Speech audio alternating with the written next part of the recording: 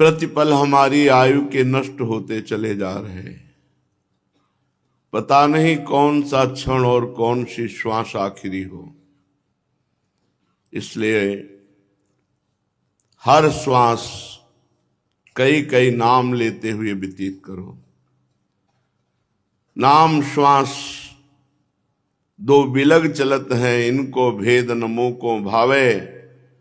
श्वास ही नाम, नाम ही श्वासा, नाम श्वास को भेद मिटावे। जब साधक इस कोटि का भजन करता है कि स्वाभाविक श्वास श्वास पे अपने आराध्य देव का नाम चलता है, यही पूर्णता है। अभी शरीर छूट जाए तो अभी भगवत प्राप्ति हो जाए। हमको हर समय सावधान रहना है। किसी भी क्षण काल मृत्यु हमको हमारे शरीर से अलग कर देगी, फिर हमसे कोई साधन बनने वाला नहीं। शरीर में रहते हुए ही साधन बन सकता है।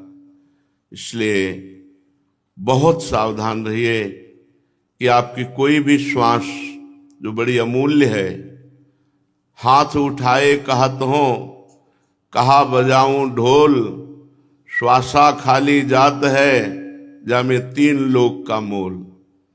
त्रिलोकी के स्वामी प्रभु को आप खरीद सकते हैं, अधीन कर सकते हैं, अजित को जीत सकते हैं।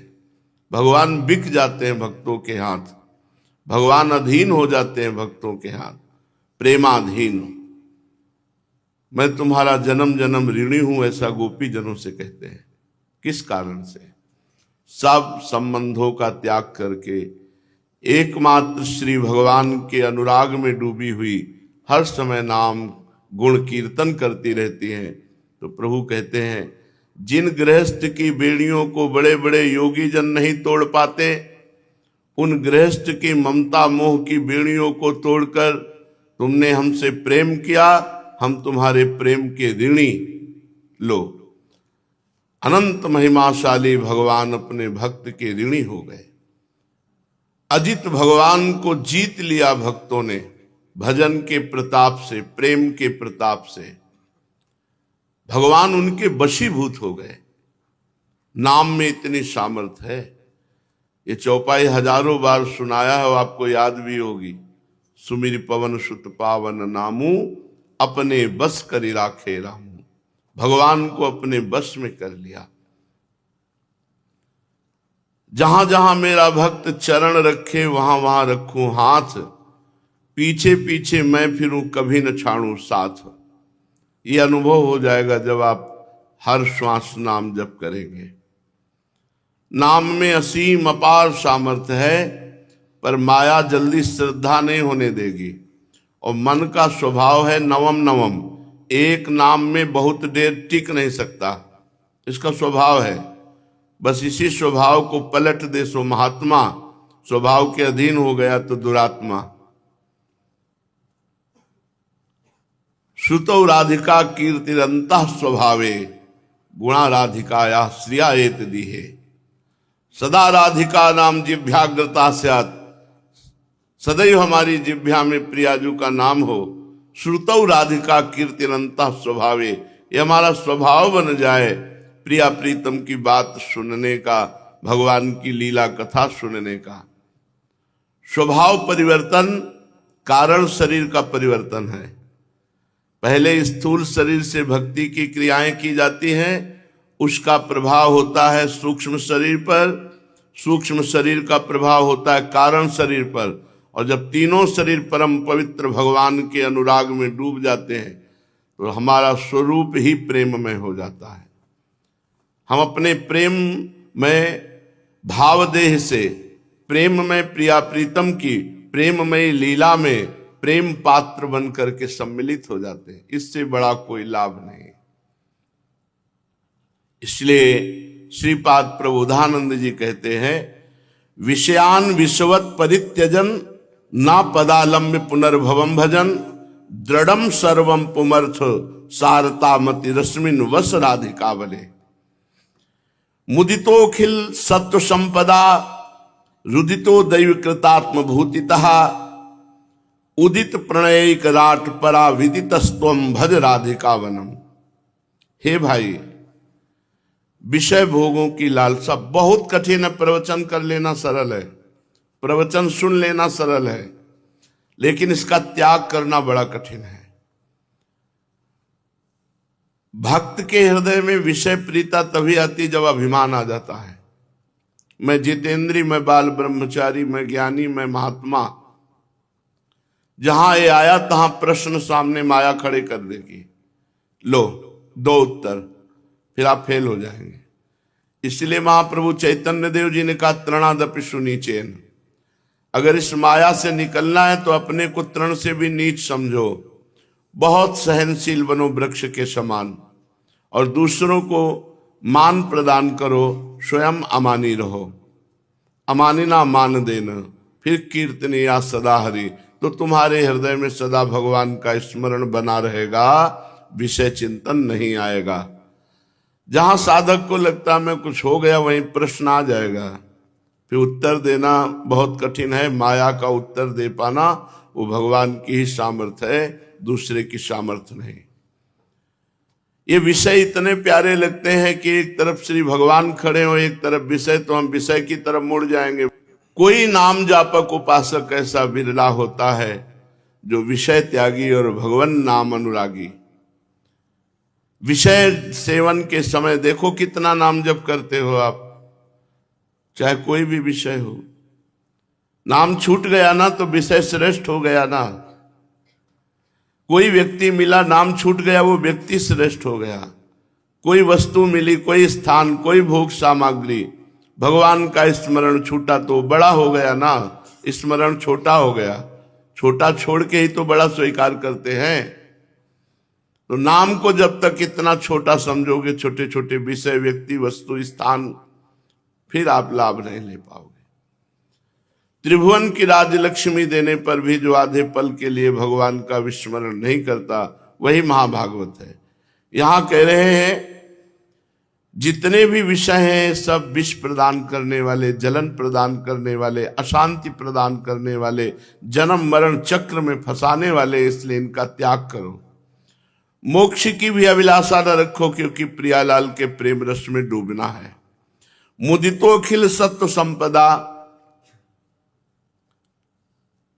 दूसरों को सुखी देख करके सुखी होना ये महात्मा का लक्षण है। और अपने पास वैभव सुख संपदा आ गई, उसको भोगने में यही विषयी पुरुष का लक्षण है। यदि साधु स्वभाव वाले के पास संपत्ति आती है तो दूसरों के सुख में खर्चा करता है, उसका भोग नहीं करता। दूसरों को सुखी देखकर जिसका हृदय शीतल होता है उसे कहते हैं साधु। जो दूसरों से सुख छीनकर स्वयं भोग कर सुखी होना चाहता है उसी को कहते हैं असाधु। इसलिए अपने प्रारब्धानुसार प्राप्त भोग को दूसरों की सेवा में लगाओ, भोगने में नहीं। श्रीपाद कह रहे हैं रुदितो दैव कृतात्म भूतिता, यदि वैभव भोगने की इच्छा आवे तो रोने लगो, प्रियालाल इन खिलौनों में मुझे मत फंसाओ, मुझे अपने चरणों का प्रेम प्रदान करो। अगर भोग में राजी हो गए तो योग आपका फिसल जाएगा। भोग कोई भी ऐसा त्रिभुवन में नहीं प्रभावित हमें कर पावे कि हम प्रभु को भूल जाएं, तो निकल जाओगे। अगर भोग मिला और उसमें प्रभु को भूल गए फिर बड़ी मुश्किल पड़ जाएगी। अगर आप सतत स्मरण करते हैं तो आप महान योगी हैं, क्योंकि भगवान इसको सबसे बड़ा योगी बताया है। तपस्वी से भी अधिक, ज्ञानियों से भी अधिक, कर्मकांडियों से भी अधिक इस योगी को बताया है जो सतत भगवान का अनन्य भाव से स्मरण करता है। जो सतत भगवान का अनन्य भाव से स्मरण करता है उसकी भगवत प्राप्ति वर्तमान में है, भविष्य की बात मत सोचो। भगवत स्मृति चल रही अखंड तो आप भगवत प्राप्त हैं। साधक में भगवत स्मृति के साथ विषय चिंतन भी होता है, घबराने की जरूरत नहीं है। नाम चल रहा है, बहुत बड़ा पहरेदार है, भ्रष्ट नहीं होने देगा। इसलिए महान योगी वही है जो सतत भगवान का स्मरण करता है, प्रारब्धवशात प्राप्त वैभव को दूसरों की सेवा में लगाता है, दूसरों को सुखी देखकर खुद प्रसन्न होता है। ऐसा वृंदावन का आश्रय लेने वाला, प्रिया प्रीतम का भजन करने वाला नवनिवृत्त निकुंज में श्री स्वामिनी जी की सेवा का अधिकार प्राप्त कर लेता है। पूज्यपाद श्री उड़िया बाबा जी महाराज महापुरुषों के अनुभव तो ग्रंथों में लिखे दबे रखे हैं। उन अमृत जैसे वचनों को यदि हम श्रवण करके आचरण में उतार लें तो हमारे हृदय की समस्त अशांति नष्ट हो जाए, एक परमानंद की बाढ़ आ जाए। ब्रह्म मूर्ति अनुभवगम्य बात कहते हैं। पढ़ी लिखी बात जो अनुभव नहीं की गई है, उसका प्रकाश, उसका प्रभाव श्रोता पे नहीं पड़ता, और जो अनुभवगम्य बात कही जाती है तो उसका प्रभाव पड़ता है। बलात् श्रोता की बुद्धि को बदल करके वो उसी मार्ग में स्थापित कर देता है। महाराज श्री उड़िया बाबा जी कह रहे हैं कि जो महात्माओं से आसक्ति कर लेता है उसे निश्चित भगवत प्राप्ति हो जाती है। मेरे संत भगवान, मेरे गुरुदेव, आसक्ति जैसे अपने माँ से आसक्ति होती है, पिता से आसक्ति होती है। कैसा भी पिता हो, पिता पिता ही रहता है, माँ माँ ही रहती है। ऐसी आसक्ति गुरुदेव से हो जाए, सब आसक्ति छूटकर गुरुदेव से आसक्ति हो जाए तो कपिल भगवान कहते हैं मोक्ष का खुला हुआ द्वार है। बाबा कहते हैं उसे निश्चित भगवत प्राप्ति है। पर यह मुश्किल है, संतों से आसक्ति नहीं होती, किसी बिरले को होती आसक्ति। अक्षर्णो फलम त्वादृश दर्शनम ही जिह्वा फलम त्वादृश कीर्तनम च तन्वा फलम त्वादृश स्पर्शनम ही सुदुर्लभा भागवता भवंती। जो भगवत प्रेमी महात्मा का दर्शन पाले तो नेत्रों का यही परम फल है, अविनाशी फल है, अक्षुण्ण फल है। और उनके द्वारा बताए हुए नाम का जप, नाम का कीर्तन, ये जवान का अविनाशी फल है, अक्षुण्ण फल है। और यदि ऐसे महात्माओं का स्पर्श प्राप्त हो जाए तो शरीर को निष्पाप करके भगवत सेवा में तत्पर कर देते हैं। ये बड़ी कृपा से प्राप्त होता है जब वो अपनी करुणा करके स्पर्श कर दे। सचमुच भगवत भक्तों का दर्शन, भगवत भक्तों की आज्ञा पालन करना और भगवत भक्तों का स्पर्श प्राप्त होना यह अत्यंत कठिन बात है। राग तो सब कोई कर रहा है, लेकिन महात्मा से कोई राग करे ये बड़ी दुर्लभ बात है। बाबा सत्संग किसे कहते हैं?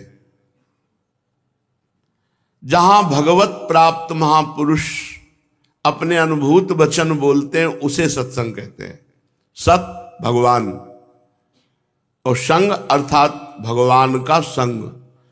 भगवान का संग मतलब भगवत प्रेमी महात्मा में और भगवान में अंतर नहीं। तस्मित तज्जने भेदा भावात, भगवान और भक्त में अभेद स्थिति है। ब्रह्मविद ब्रह्मवि भवति, जो ब्रह्म को जान लेता है वो ब्रह्ममय हो जाता है। जानत तुम्हें तुम्हें हो जाए, मोरे मन प्रभुस विश्वासा, राम ते अधिक राम कर दासा। सातों सम महिमा जग देखा, मोते अधिक संत कर लेखा। जाने वो संत अनंत समाना। बहुत जगह प्रमाण होता है कि भगवान का भक्त साक्षात भगवान का स्वरूप होता है। तो भगवान का संग होना ही सत्संग है, अर्थात भगवत स्वरूप में स्थित महात्मा का संग होना ही सत्संग है। सत्संग का मतलब है परमात्मा में रति। सत परमात्मा और उसका संग, अर्थात परमात्मा प्राप्त महात्मा के संग से परमात्मा की प्राप्ति का प्रबल भाव जागृत हो जाता है।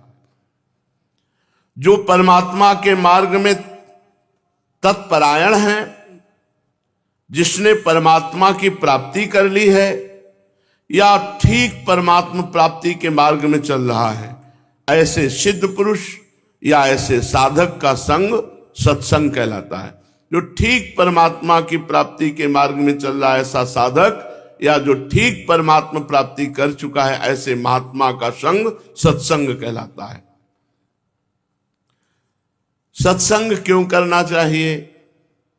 पूज्यपाद बाबा बोले, सत्संग करने से समस्त दुख दोष पाप ये निवृत्त हो जाते हैं और भगवत प्राप्ति का मार्ग सूझने लगता है, दिखाई देने लगता है। जिसे सत्संग मिल गया उसके ऊपर भगवान की विशेष कृपा है। ये दुर्लभ वस्तु है। संत समागम हरि कथा तुलसी दुर्लभ दोय, उमा संत समागम शम न लाभ कछु आन। जो भगवान के स्वरूप में स्थित हैं, उनके पास बैठकर भगवान की वार्ता सुनने से भगवान की प्राप्ति की प्रबल लालसा, भजन में रुचि, पाप प्रवृत्ति से निवृत्ति ये स्वाभाविक होने लगती है। इसलिए पाप त्याग के लिए, परम शांति सुख के लिए, भगवत प्राप्ति के लिए सत्संग करना अत्यंत अनिवार्य है। सत्संग मिलने से भगवान का नाम जप होने लगता है, भगवान का चिंतन होने लगता है, भगवान प्यारे लगने लगते हैं। संसार में फिर मन भोगों की तरफ नहीं जाता।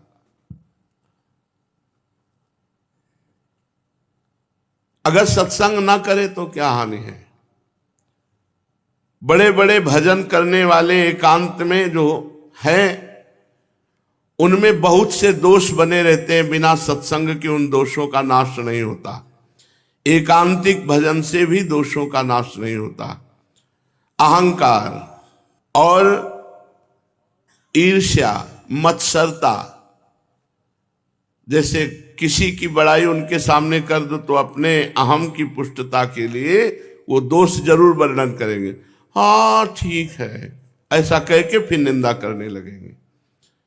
मत्सरता, मेरे से आगे बढ़ा जाता है। ईर्ष्या, बहुत से ऐसे दोष हैं जो बिना सत्संग के नष्ट नहीं हो सकते।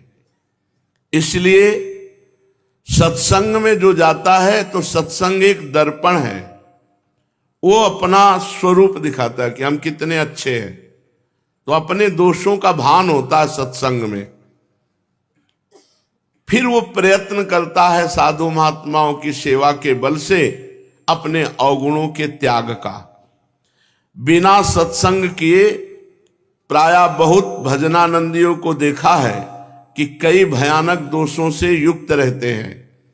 जो सत्संग करेगा वो भजन तो करेगा ही और निर्दोष हो जाएगा। जो सत्संग करता है तो मात्र सत्संग सुनने से उसके पाप छूट जाते हैं। मात्र सत्संग सुनने से अंतःकरण पवित्र हो जाता है। वायुमंडल सत्संग का इतना भागवतिक होता है कि वहां बैठते ही हृदय भगवान की तरफ लगने लगता है। इसलिए सत्संग अवश्य करना चाहिए। जो लोग सत्संग की निंदा करते हैं और अपने को एकांतिक भजनानंदी मानते हैं, वो कभी पवित्र नहीं हो सकते, वो कभी निर्दोष नहीं हो सकते। सत्संग की महिमा का वर्णन नहीं किया जा सकता। सत्संग से महापुरुषों के हृदय में जो भाव होते हैं वो हमें प्राप्त हो जाते हैं। केवल सत्संग में जाकर बैठ जाए, सोए ना, जगता रहे, तो कुछ ना कुछ, कोई ना कोई शब्द उसका, महापुरुष का हृदय में जाएगा और आपके अंदर दिव्य भाव पैदा कर देगा। सत्संग करने का अधिकारी कौन है? जीव मात्र सत्संग का अधिकारी है। यदि पशु पक्षी भी सत्संग सुन ले तो उनका मंगल हो जाए। चाहे चांडाल दुष्ट स्वभाव का हो, यदि वो रोज सत्संग जाएगा तो एक दिन वो साधु स्वभाव का हो जाएगा। सत्संग जहां हो रहा है, अगर वहां आसपास कोई पशु पक्षी है और उसके कान में सत्संग के शब्द पड़ रहे, तो इतने मात्र से उनका कल्याण हो जाएगा। जैसे बिल्ली है, तोता है, कुत्ता है, आसपास के कोई पशु पक्षी हैं जिनके कानों में आवाज पड़ रही, उनका परम मंगल हो जाएगा। सत्संग करने वालों से देखा गया है कि पाप कर्म नहीं छूटते, सत्संग भी सुनते हैं और गंदी बात भी करते हैं। पूज्य पादुड़िया बाबा उत्तर दे रहे हैं। ये बात वही लोग कह सकते हैं जिनकी आचरण में, दृष्टि में दोष है। जो रोज सत्संग जाते हैं उनसे प्रायः पाप कम होने लगते हैं और धीरे धीरे पाप मिट जाते हैं। शब्द का प्रहार सीधे हृदय पे होता है। रोज अगर आप रोज सत्संग सुने तो आप देखें आपकी सारी कमियां आपके सामने आने लगेंगी। पर भागिएगा मत, सत्संग से हटिएगा मत। कोई बिरला ही ऐसा है जो शब्द का प्रहार सहकर अपने को ठीक करना चाहे। पाप का कितना भी बड़ा पहाड़ हो और जो सत्संग में जाता है उसके सारे पाप नष्ट हो जाते हैं। सत्संग प्रतिदिन पापों का नाश करके विवेक जागृत करता है। बिन सत्संग विवेक न होई, और जब विवेक हो गया तो पाप होते ही नहीं है। नित्य प्रति सत्संग जाने वाले लोगों का एक अलग ही प्रभाव होगा। धीरे धीरे जब मन का मैल दूर हो जाता है सत्संग से, तो फिर कभी पाप नहीं होते। सत्संगी में एक विशेषता होती है। एक रोज एकांत भजन करता हो, एक सत्संग करके भजन करता हो, तो सत्संगी में एक विशेषता होगी। सत्संग क्या पुरुषार्थ से मिलता है, भाग्य से मिलता है या कृपा से मिलता है? प्रयत्न करने से सत्संग मिलता है, या हमारे भाग्य में लिखा है तो सत्संग मिलता है, या कृपा से मिलता है? भाई सिद्धांत तो यही है कि सत्संग केवल भगवत कृपा से मिलता है। सत्संग पुरुषार्थ से नहीं मिलता है, सत्संग भाग्य से नहीं मिलता है, सत्संग केवल भगवत कृपा से मिलता है। बिनु सत्संग विवेक न होई और राम कृपा बिनु सुलभ न सोई। भगवान की कृपा के बिना सत्संग नहीं मिल सकता है। यदि भगवत कृपा से सत्संग मिलता है तो फिर पुरुषार्थ का क्या महत्व रहा? पूज्य बाबा, प्रभु की कृपा से हमें खजाना मिल गया है तो उसकी रक्षा करना पुरुषार्थ है। हमें सत्संग मिल गया, अब हम सत्संग में सुना कि नाम जप करो, इंद्रियों को संयम में रखो, गलत आचरण में, अब लगाओ इसमें पूरा पुरुषार्थ। सत्संग कृपा से मिलता है और सत्संग के वचन, सत्संग की बातें पुरुषार्थ से हृदय में उतारी जाती है। तो सत्संग और पुरुषार्थ अर्थात भगवत कृपा और स्वयं की कृपा, स्वयं का प्रयत्न, ये दोनों भगवत प्राप्ति के लिए अत्यंत आवश्यक हैं। बिना भगवान की कृपा के कोई सत्संग मंडल पर पैर भी नहीं रख सकता, पूज्य पादुड़िया बाबा। और बिना पुरुषार्थ के सत्संग की बातें हृदय में धारण नहीं कर सकते। उसके लिए तुम्हें प्रयत्न करना पड़ेगा। श्रोता सोई परम सुजान, सुनत चित रति करे। सुनते ही वही आचरण शुरू कर दिया। सत्संग मिलने के लिए हमें क्या उपाय करना चाहिए? बस एकमात्र भगवान से रो रो कर प्रार्थना करनी चाहिए कि मुझे भगवत प्रेमी महात्मा का संग प्राप्त हो जाए। महाराज जी, संतों में अनुराग नहीं होता, क्या यह भी भगवान की कृपा से ही होता है? अनुराग तो भगवान की ही कृपा से होता है। पर जैसे लोहा चुंबक की सीमा के अंतर्गत आ जाए तो चुंबक घसीट लेगा, और सीमा के बाहर है तो फिर घसीट नहीं पाएगा।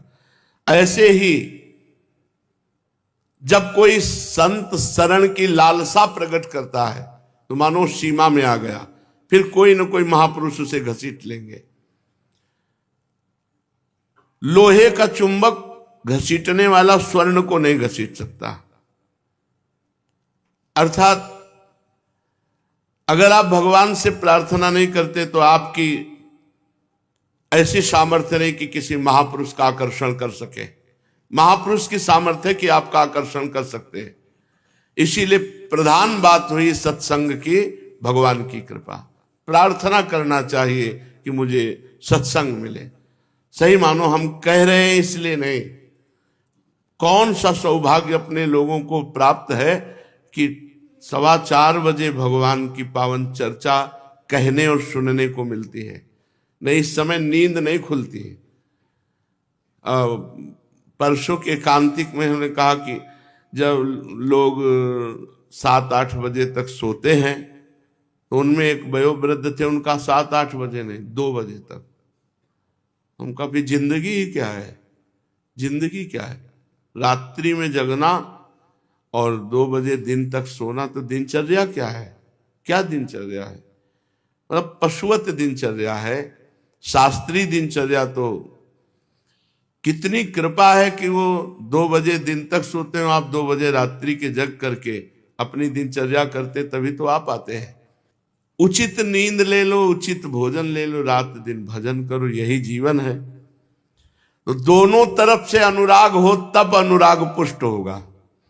संत भगवान की कृपा से मिले और आप उनमें आसक्त हो जाओ तो बस बात बन जाए। नेत्र में नेत्र मिले, आंसू टपक गए, बस गर्दन झुका ली, इसे प्रेम कहते हैं। संतों का प्रेम क्या होता है? उनके दर्शन की रोमांच हो गया, शरीर कंपायमान होने लगा, अश्रु चलने लगे, शिथिल हो गए। ये बता भी नहीं पाए कि हम आपको प्राणों से भी अधिक प्यार करते हैं। ये बोल भी, उनको बोलना भी ये उपहासास्पद लगेगा, नहीं वो बोल सकते। और ऐसे कितने हैं, कोई कोई ऐसे होते हैं बड़े गंभीर मुद्रा में, कोई प्रदर्शन नहीं, और उनकी दृष्टि में दृष्टि मिली तो बहुत देर स्मरण रहता है कि हाँ ठीक है। अनुराग दोनों तरफ से होता है, भगवान की कृपा से संत मिलन और संत पे आसक्ति हो जाना। सत्संग प्राण प्यारा लगे, इसके लिए क्या करना चाहिए? प्रतिदिन सत्संग में पहले जाए और सबसे बात के उठे।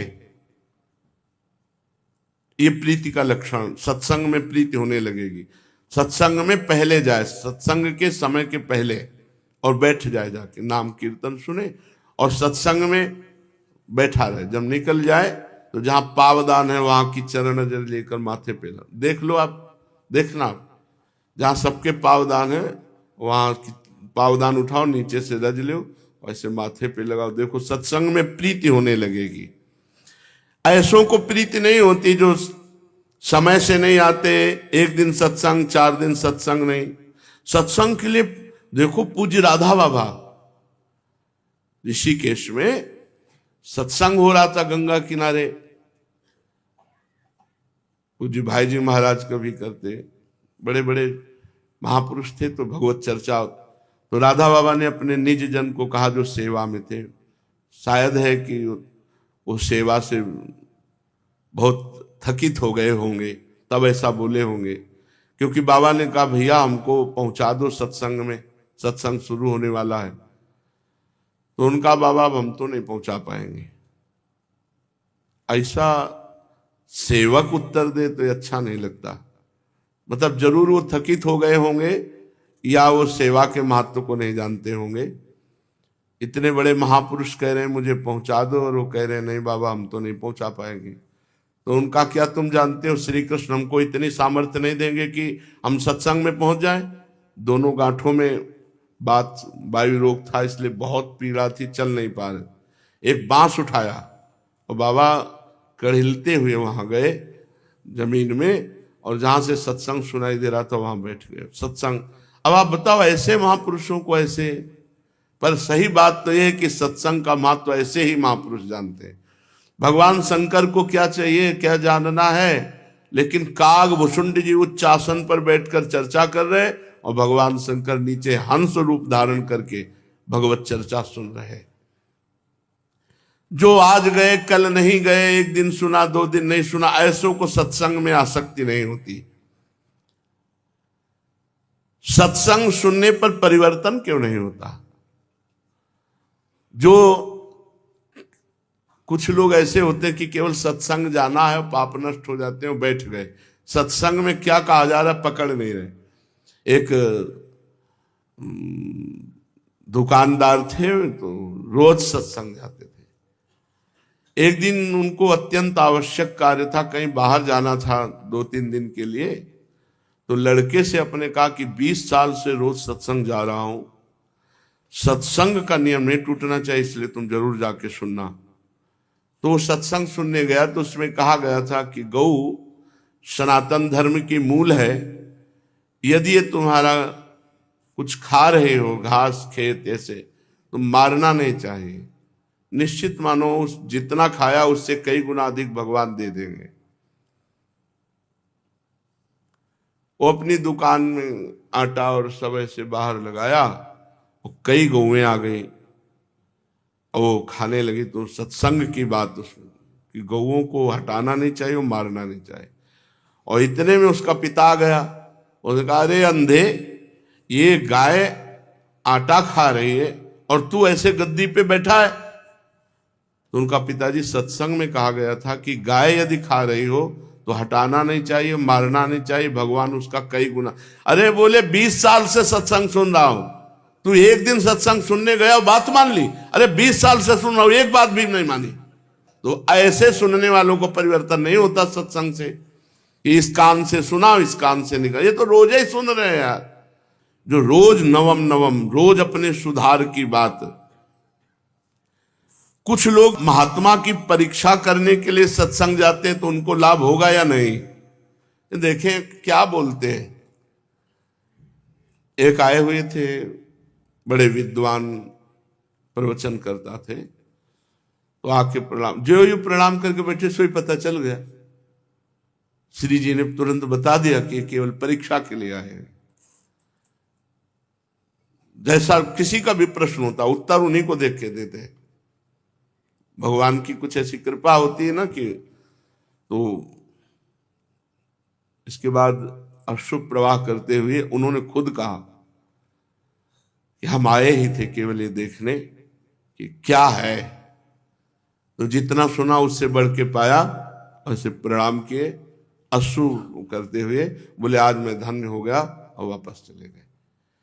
आप यदि परीक्षा के लिए भी आएंगे तो आपका मंगल हो जाएगा, आपका कल्याण हो जाएगा। परीक्षा के लिए भी सत्संग में जाने वाले को लाभ मिल जाता है, क्योंकि वो जाके गौर से सत्संग की बात सुनता है, क्योंकि उसकी परीक्षा लेने कि कहीं कोई त्रुटि मिल जाए, कहीं कोई गलत बात, तो हम उसका निंदा करेंगे सत्संग की।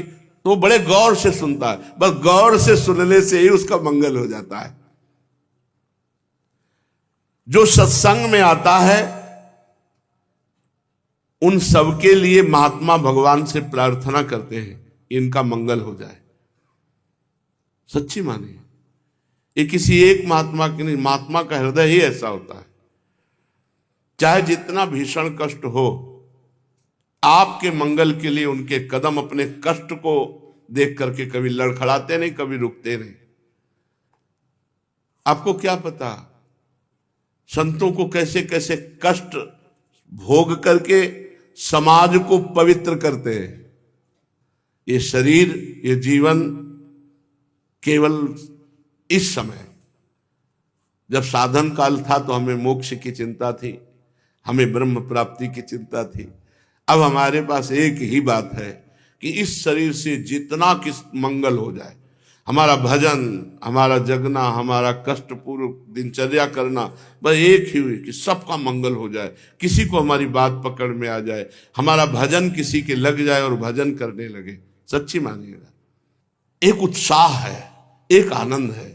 हमें भगवान सेवा दिए है और उस सेवा का बल भगवान देते हैं। ये किसके लिए हो रहा है? ये हमें बातें जाननी है क्या जो हम तुम्हें सुना रहे हैं? सच्ची बात तुमसे कहते हैं, ये हमें जाननी नहीं है, हमें ये करना नहीं है, कुछ नहीं करना है, ना कुछ पाना है और ना कुछ करना है, बस देखना है कि मेरे प्रभु इस शरीर से करा क्या रहे।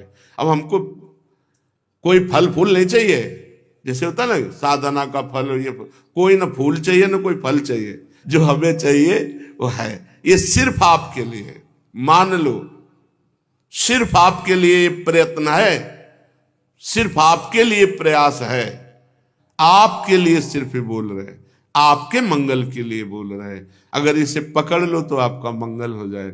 आप कहां बैठे हैं? वृंदावन की पावन भूमि में। क्या सुन रहे हैं? प्रिया प्रीतम की बात, भगवान की चर्चा, महापुरुषों की बात। ये अहोभाग्य। ये जो दंभी पुरुष होते हैं, पाखंडी होते हैं, क्या इनको भी सत्संग से लाभ हो जाएगा? नहीं, इनको नहीं होगा। क्योंकि ये काहे के लिए आएंगे? सुन के सुनाने के लिए। इनका उद्देश्य अपने में कोई परिवर्तन, जो दंभी है, जो पाखंडी है, उसको अपने परिवर्तन की बात नहीं, उसको है कि ये बात पकड़ करके हम दूसरी जगह सुना दें, फिर वो सुनी सुनाई बात, वो अपने परिवर्तन के लिए सत्संग होता है। सत्संग सिर्फ अपने परिवर्तन के लिए होता है। ये जो दंभ पाखंड के दोष में होते हैं, ये अपना दंभ पाखंड छोड़ना नहीं चाहते हैं, इसीलिए सत्संग में इनका लाभ ले लेना बड़ा कठिन। अगर ये छोड़ना स्वीकार करें तो लाभ मिल सकता है, लेकिन दंभी और पाखंडी, पूज्य भाई जी महाराज ने कहा, दंभी और पाखंडी का बहुत बुरी तरह नाश होता है, बहुत बुरी तरह नाश होता है। इसलिए दंभ पाखंड तो बहुत, दंभ का जो है नहीं उसको दिखावा करना, पाखंड जो है नहीं वो ऐसे नौटंकी नाटक करना, ये बिल्कुल खतरनाक है। जैसे हो वैसे रहो और सत्संग सुनो तो मंगल हो जाएगा। सत्संग किनका करना चाहिए, किनका सुनना चाहिए? जो पुरुष भगवान के गुणानुवाद के सिवा और कुछ नहीं बोलता, जो स्वयं में कामी नहीं है, क्रोधी नहीं है, लोभी नहीं है, दंभी नहीं है, पाखंडी नहीं है, मेरा विचार है कि ऐसे महापुरुष का संग करना चाहिए। फिर एक और बात बता दे, मिठाई की दुकान वाले में जब हम जाते हैं तो ये नहीं पूछते कि तुम मिठाई खाते हो कि नहीं, हमें पसंद आई हमने ले लिया। तो दो प्रकार से सत्संग सुना जाता, एक ऐसे महापुरुष का सत्संग जो केवल भगवान में आसक्त चित्त है, काम तो इसी से बनेगा। और दूसरी बात है कि अगर अच्छी बात हमें कहीं सुनने को मिल जाती है उसे हम ग्रहण कर लेते हैं, लेकिन बिना महापुरुषों के संग के भव समुद्र से पार होने वाला ज्ञान प्राप्त नहीं होता। अतएव साधक को चाहिए कि कोशिश करे, भगवान से प्रार्थना करे कि सर्व सद्गुण संपन्न भगवान के भक्त का संग मिले, उसी से लाभ होता है। नहीं तो दोषों की वृद्धि हो जाती है, दोषों की वृद्धि, ये भी बड़ी बात है। दूसरे की निंदा, दूसरे का उपहास, ऐसे बहुत सी बातें हैं, और स्वयं में वो सब है नहीं, तो सत्संग में बैठने पर वो लाभ नहीं मिल पाता, वो बात नहीं बन पाती, वो अंदर वैराग्य की भावना नहीं आ पाती है। क्या बाबा कोई ऐसा साधन सर्वोत्तम सुलभ है जो सत्संग से बढ़कर के हो? नहीं भाई, सब शास्त्रों का और साधनों का सर्वोच्च मूल कारण सत्संग है। सत्संग बीज है और सब साधनाएं शाखा प्रशाखा है। अगर सत्संग मिला तो सब साधन अपने आप आ जाएंगे।